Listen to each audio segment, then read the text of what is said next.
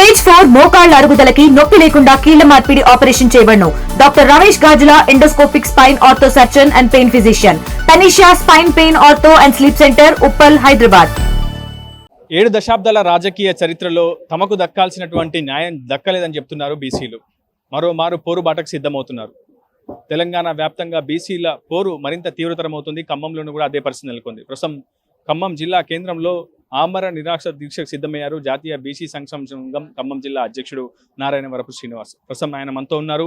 ప్రాణాలకు తెగించి నిర్ణయం ఎందుకు తీసుకున్నారో ఆయన మాటలను తెలుసుకునే ప్రయత్నం చేద్దాం. ప్రస్తుతం బీసీల అంశం, బీసీ రిజర్వేషన్ల అంశం రాజకీయ పార్టీలకు నినాదంగా మారిపోయింది, బ్రహ్మాస్త్రంగా మారిపోయింది. కానీ ఇదే అంశాన్ని మీరు పరిగణలోకి తీసుకొని ప్రస్తుతం ఆమర నిరాహార దీక్షకు సిద్ధమయ్యారు. నిజంగా రాజకీయ రిజర్వేషన్లు బీసీలకు ఫలిస్తాయా? దాదాపు 7 దశాబ్దాల రాజకీయ చరిత్రలో ఈ అంశం ఎప్పుడూ ఒక నినాదంగానే మిగిలిపోయింది తప్ప ఇది ఒక ఫలితంగా ఎప్పుడూ కనిపించలేదు. ప్రస్తుతం మీరు ఇటువంటి నిర్ణయం ఎందుకు తీసుకున్నారు? నిజంగా మీకు ఆశాభావం ఉందా? 79 సంవత్సరాలుగా బీసీ సమాజం దోపిడీకి గురవుతూ ఉంది. ముఖ్యంగా మేము ఈ ఆత్మగౌరవాన్ని కోల్పోయి సమాజం లోపల నిర్జీవంగా మేము జీవిస్తూ ఉన్నటువంటి పరిస్థితి. వాళ్ళ ఎన్నికలు వచ్చిన ప్రతి సందర్భంలో కూడా అన్ని రాజకీయ పార్టీలు కూడా బీసీల చుట్టూ తిరిగి బీసీల జపమే చేస్తాయి. కానీ ఎన్నికలు అయిపోయిన తర్వాత బీసీలను పట్టించుకున్నటువంటి పరిస్థితి లేదు. ఈనాడు ఏదైతే ఆనాడు రాహుల్ గాంధీ గారు పాదయాత్రలో అనేక మంది బీసీ ఉద్యమకారులు విన్నవించినటువంటి వినతి పత్రాలను ఆధారంగా చేసుకొని ఈ తెలంగాణ రాష్ట్రం లోపల మరి బీసీ సమాజం విద్యా, ఉద్యోగ, రాజకీయ రంగాల్లో వెనకబడ్డారని, ఆ సమాజం కూడా ఆత్మగౌరవంతో ఈ సమాజంలో జీవించాలంటే తప్పకుండా జనాభా ప్రాతిపదికన రిజర్వేషన్లు ఇంప్లిమెంటేషన్ చేయాలని వారు అడిగేటువంటి ఏదైతే డిమాండ్ ఉందో అది న్యాయబద్ధమైన డిమాండ్ అని చెప్పేసి వారు ఆనాడు ఎన్నికల మేనిఫెస్టోలో పెట్టారు. పెట్టిన విధంగానే ఈ తెలంగాణ రాష్ట్రంలో కాంగ్రెస్ పార్టీ అధికారంలోకి రావడంతోనే రాహుల్ గాంధీ గారికి సూచన మేరకే రాహుల్ గాంధీ గారు కూడా ఆగమేఘాల మీద ఈనాడు మరి జనాభా ప్రాతిపదికన మరి రిజర్వేషన్ ఇంప్లిమెంటేషన్ చేసే దానికోసం మరి జనాల వారిగా, కులాల వారిగా మరి ఇక్కడ లెక్కలు తీసిండ్రు. ఆ వచ్చినటువంటి లెక్కల ప్రకారం అసెంబ్లీలో 2 తీర్మానాలు చేసి గవర్నర్కు పంపినప్పుడు కూడా గవర్నర్ ఈనాటికి కూడా స్పందించకపోవటం నిజంగా బాధాకరం. ఇది కేవలం భారతీయ జనతా పార్టీ యొక్క కుట్రగానే మేము భావిస్తాం. ఇప్పటివరకు దేశవ్యాప్తంగా బీసీ నేతల నుంచి చాలా మంది రాజకీయ పార్టీలు స్థాపించారు. బహుజన సమాజ్వాదీ పార్టీ కావచ్చు, పీఆర్పీ కావచ్చు. ఇటువంటి బీసీ నేతల సారథ్యంలో ఉన్నటువంటి అనేక రాజకీయ పార్టీల తర్వాత విఫల ప్రయోగంగానే మిగిలిపోయాయి. ఎందుకు ఆధిపత్య పార్టీలు ఏర్పాటు చేసినటువంటి పార్టీలు మాత్రం దాదాపు కలకాలం కొనసాగుతున్నాయి, కానీ బీసీ నేతలు స్థాపించినటువంటి రాజకీయ పార్టీలు మాత్రం ఒక విఫల ప్రయోగంగానే మిగిలిపోతున్నాయి? నిజంగా బీసీలకు ఆ స్థాయి ఐక్యత లేకపోవడం వలన, లేకపోతే బీసీలో నాయకత్వం వహించే నాయకులు లేరంటారా? నాయకత్వం లేక కాదు, తరతరాలుగా అణచివేత గురయ్యారు, ఆర్థిక ఇబ్బందుల్లో ఉన్నారు, అనేక రకాల మరి అణచివేతలో ఉన్నారు. కాబట్టి ఆ వర్గాలు కొంత వెనకబాటు అయినటువంటి వాస్తవం. ఈనాడు బీసీలో చైతన్యం పెరిగింది. ఇవాళ క్షేత్రస్థాయి నుంచి, గ్రామ స్థాయి నుంచి కూడా ఇవాళ బీసీలంతా మమేకమై ముందుకొచ్చేటువంటి పరిస్థితి కనపడతా ఉంది. ఆ ముందుటి రోజులైతే భవిష్యత్తులో కనపడవు. రానున్న రోజులు తప్పకుండా బీసీల రిజర్వేషన్ సాధించి తీరుతాం. అదేవిధంగా ఇవాళ మా బీసీ సమాజంలో కూడా ఒక చైతన్యం రావాలని చెప్పేసి ఏదైతే ఇవాళ కాంగ్రెస్ పార్టీ ఏమో మేము ఆర్డినెన్స్ ఇచ్చినాం, జీవోలు చేసామని చెప్పేసి ఒక పక్క కాంగ్రెస్ పార్టీ కూర్చుంది.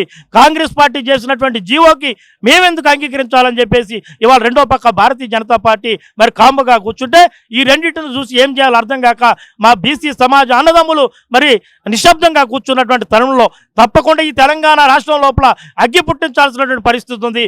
బీసీ సమాజంలో చైతన్యం తేవాల్సినటువంటి పరిస్థితి ఉంది. కాబట్టి ఈనాడు అదే కార్యక్రమాన్ని ఈ ఖమ్మం జిల్లా నుంచే ప్రారంభించాం. నేను కూడా ఇదేదో ఆషామాషిగా చేసేది కాదు. ఈ దీక్ష ఇక్కడి నుంచి లేసేది లేదు. అవసరమైతే నేను ఆనాడే దీక్షలో కూర్చునేటప్పుడు చెప్పిన ప్రాణ త్యాగానికైనా సిద్ధం. నా మరణంతోనైనా ఈ తెలంగాణ రాష్ట్రంలో బీసీల్లో చైతన్యం రావాలి. మరి బీసీ ఉద్యమానికి ఉవ్వెత్తిన లెగాలి. రానున్న రోజుల్లో తప్పకుండా మేము రిజర్వేషన్లు సాధిస్తామని కూడా. బీసీలకు 42% రిజర్వేషన్ల అంశంపై తాము చిత్తశుద్ధితో ఉన్నామని చెప్పి కాంగ్రెస్ చెప్తుంది. డెడికేటెడ్ కమిషన్ కూడా ఏర్పాటు చేశామని చెప్తుంది. కులగణన కూడా చేశామని చెప్తుంది. మరోవైపు భారతీయ జనతా పార్టీ దేశవ్యాప్తంగా బీసీ కులగణనకు తాము చిత్తశుద్ధితో నిర్వహిస్తున్నామని, మరికొద్ది రోజుల్లోనే దేశవ్యాప్తంగా బీసీ కులగణన రిపోర్ట్ను కూడా అందుబాటులోకి తీసుకొస్తామని చెప్తోంది. సో 2 జాతీయ పార్టీలు చాలా స్పష్టమైనటువంటి అభిప్రాయం చెప్తున్నాయి. ఇకపోతే బీఆర్ఎస్ కూడా గతంలో బీసీలకు ఆశించినటువంటి స్థానాలు అయితే కల్పించలేదు. కానీ ఈసారి మాత్రం బీసీ నినాదంతోనే తాము కూడా కూడా ముందుకు వెళ్తున్నామని చెప్తుంది. స్వయంగా కవిత లాంటి నేతలు కూడా బీసీల తరపున తానే కొట్లాడతానన్నటువంటి ఒక అభిప్రాయాన్ని వ్యక్తం చేసినటువంటి పరిస్థితి కనిపిస్తుంది. కానీ బీసీలు మాత్రం కొంత ఐక్యతగా లేరు, సంఘాలుగా విడిపోయారు అనే అనేక ఆరోపణలు కూడా బీసీ సంఘాలపై వినిపిస్తున్నాయి. సో ఒక ఐక్య ఉద్యమాన్ని నిర్మించేందుకు, నిజంగా ఒక వాతావరణాన్ని క్రియేట్ చేసేందుకు బీసీ సంఘాలు నేతలు ప్రయత్నిస్తున్నారా లేదా? తప్పకుండా వాస్తవంగా లోకల్ బాడీ ఎన్నికల్లో నందమూరి తారక రామారావు గారు మరి లోకల్ బాడీ ఎన్నికల్లో రిజర్వేషన్ తీసుకొచ్చిండ్రు.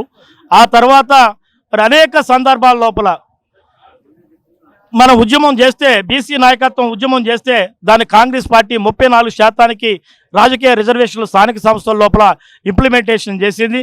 అత్యంత దుర్మార్గమైనటువంటి విషయం ఏంటంటే కేసీఆర్ అధికారంలోకి వచ్చిన తర్వాత 34% రిజర్వేషన్ ఇంప్లిమెంట్ అయిన ఈ రాష్ట్రంలో జరుగుతూ ఉంటే దాన్ని 19%కి తగ్గించినటువంటి దొంగే కల్వకుంట్ల చంద్రశేఖరరావు ఇవాళ బీసీల గురించి కానీ బీసీ ఉద్యమం గురించి కానీ మాట్లాడేటువంటి నైతిక అర్హత అసలు బీఆర్ఎస్ పార్టీకే లేదని కూడా. అటువంటి రాజకీయ పార్టీలే ఈరోజు మీ ఆమరణ దీక్షకు సంఘీభావం తెలిపేందుకు వస్తున్నాయి. సో ఖచ్చితంగా మేము చిత్తశుద్ధిగా ఉన్నామని మీ ముందే చెప్తున్నాయి. రేపు మీ అంశాన్ని కూడా, మీ ఆమరణ దీక్షను కూడా రాజకీయం చేసే అవకాశం ఉంది. తమ రాజకీయ పార్టీ మద్దతు ఇచ్చింది, ఖచ్చితంగా తామంటే తామే కొట్లాడతామని చెప్తుంది. ఇంతమంది రాజకీయ పార్టీలకు సంబంధించినటువంటి నేతలంతా కూడా ఈరోజు సంఘీభావం ప్రకటిస్తున్నారు. సో మీరు ఏ రాజకీయ పార్టీ వైపు ఉంటారు, ఏ రాజకీయ పార్టీ వైపు మద్దతుగా ఉంటారు? బీసీల వైపే ఉంటారా, లేదంటే ఇది కూడా రాజకీయ అంతిమ ఎజెండాగా మిగిలిపోతుంది? ఈరోజు జరిగేటువంటి ఉద్యమం ఇది కేవలం బీసీలకు సంబంధించినటువంటి ఉద్యమం, ఇది రాజకీయాలకు అతీతమైనటువంటి ఉద్యమం. తప్పకుండా బీసీల ఆకాంక్షలు నెరవేర్చడం కోసం ఈ వేదిక ఉపయోగపడుతుంది తప్ప ఏ రాజకీయ పార్టీకి కూడా ఈ వేదిక ఉపయోగపడదు. ఇందాకొచ్చి సంఘీభావం తెలిపినటువంటి నాయకులతో కూడా మేము అనేక సందర్భాల్లో చర్చించినాం. ఈ ఖమ్మం జిల్లా లోపల కేవలం పోయినసారి స్థానిక సంస్థలో 9% ఇంప్లిమెంటేషన్ చేసిండ్రు. దానివల్ల మా బీసీ సమాజంలో ఉన్నటువంటి శక్తి ఉండి అన్ని రంగాల్లో ఉన్నప్పుడు కూడా మరి మా నాయకులు మరి లోకల్ బాడీ ఎన్నికల్లో నిలబడలేకపోవడానికి కారణం కేవలం బీఆర్ఎస్ పార్టీ. మొత్తంగా సమాజంలో అన్ని రంగాల్లో వెనుకబాటుకు గురైనటువంటి బీసీల పక్షాన తమ పోరాటం కొనసాగుతుందని చెప్తున్నారు జాతీయ బీసీ సంక్షేమ సంఘం అధ్యక్షుడు ఖమ్మం జిల్లా నారాయణవరపు శ్రీనివాస్. ప్రస్తుతం ఆయన ఆమరణ దీక్షకు సిద్ధమయ్యారు. ఖచ్చితంగా తన ప్రాణం పోయే వరకైనా సరే ఖచ్చితంగా బీసీ రిజర్వేషన్ల కోసమే కొట్లాడతానని చెప్తున్నారు ఆయన. ఇది వీళ్ళు స్నేహితులతో రిపోర్టర్ ఉదయ్, RTV ఖమ్మం జిల్లా ధర్నా చౌక్ నుంచి. తెలుగులో న్యూస్ కి ఫాస్టెస్ట్ యాప్ ఇప్పుడు టోటల్లీ న్యూ అవతార్ లో జస్ట్ 5 seconds లో complete news, social media trends కి one stop solution, live TV app voice search option తో ఇప్పుడే డౌన్లోడ్ చేయండి లేదా అప్డేట్ అయిపోండి. యాప్ లింక్ డిస్క్రిప్షన్ లో ఉంది.